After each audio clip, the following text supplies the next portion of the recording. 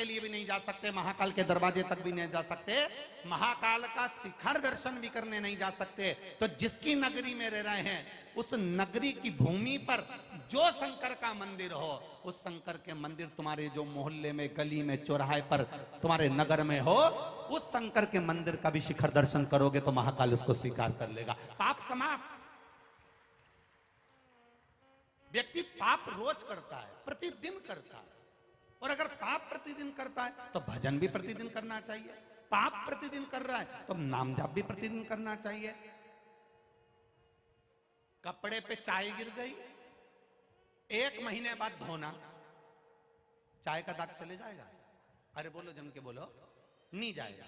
कपड़े पे चाय गिरी और तुरंत तुमने पानी का गिलास में डुबकी लगा के और उसको जोरदार धो ली ना, तो पानी का दाग रह जाएगा पर चाय का दाग नहीं रहेगा। चाय का दाग उसी समय छूट जाएगा। कॉफी का दाग रह गया, 15 दिन बाद धोना, दाग रह जाएगा।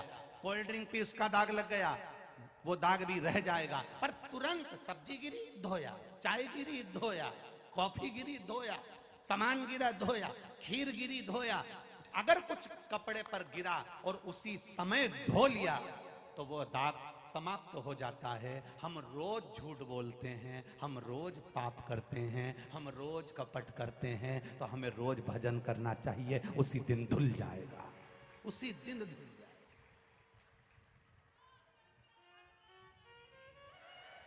हमारा पाप उसी दिन हमको धोना है। ये नहीं पाप आज करा, झूठ आज बोला, कपट आज करा, बेईमानी आज करी, छल आज करा, प्रपंच आज करा, और फिर बोले मैं तो शिवरात्रि की शिवरात्रि मंदिर जाती। अब फिर एक किसी ने भजन गाया, क्यों रे दीनानाथ, वो भजन गाया ना, मेली चादर ओढ़ के कैसे द्वार तिहारे।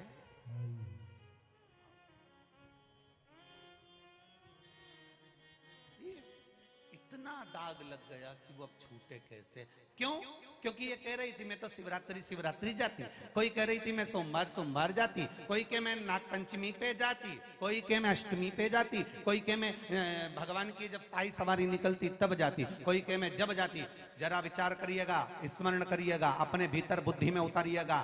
चाय गिर गई, 1 हफ्ते बाद धोगे, दाग पड़ा रह जाएगा। कॉफी गिर गई, 1 हफ्ते बाद धोगे, दाग पड़ा रह जाएगा। खीर गिर गई, 1 हफ्ते बाद धोगे, दाग पड़ा रह जाएगा। पर उसी दिन अगर धो लोगे तो दाग धुल जाएगा। इसलिए रोज झूठ बोलते हो, रोज पाप होता है। मनुष्य शरीर से प्रतिदिन पाप होता है।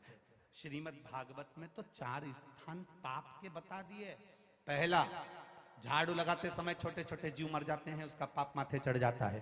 दूसरा, अग्नि जलाते समय छोटे छोटे पतंगे जल जाते हैं, उसका पाप माथे चढ़ जाता है। तीसरा, कपड़े धोते समय, पानी भरते समय, बर्तन मांजते समय छोटे छोटे जीव मर जाते हैं, उसका पाप माथे चढ़ जाता है। चौथा, अपने घर से चलते समय पांव के नीचे ना जाने कितने जीव मर जाते हैं, उसका पाप माथे चढ़ जाता है। 4 स्थान पर व्यक्ति से रोज पाप होता है। और मोबाइल पर जो रोज झूठ बोलते हो वो भी तो पाप ही है।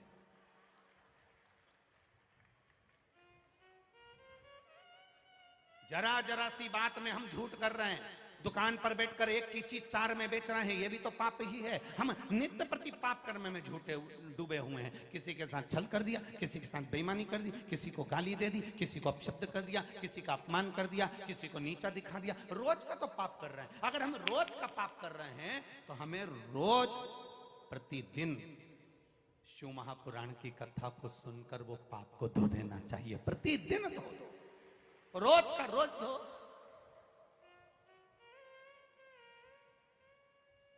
अरे बुजुर्ग माताएं जो गांव में रहती है ना, वो तो इतनी समझदार है, वो बहू से कह देती है, बेटा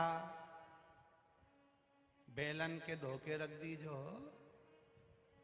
तो बहू के मम्मी कल भी तो रोटी बनेगी, तो रोज रोज बेलन काहे को धोना, आटा चिपक जाएगा तो रोटी फटी जाए।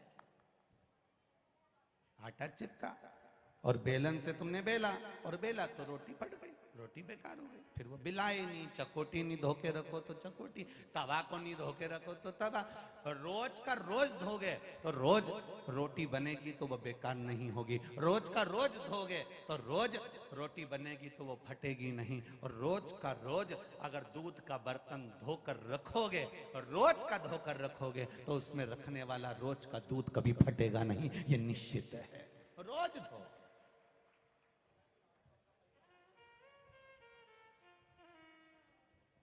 पर हम नहीं धोते। बच्चों से कहो रोज शिव जी के मंदिर जाओ, बच्चों से कहो रोज एक लोटा जल चढ़ाने जाओ, बच्चों से कहो रोज भगवान शंकर के मंदिर तक जा, उसकी चौखट तक जा, उसके दरवाजे तक जा, प्रतिदिन जा, सुनेगा वो। एक पत्र है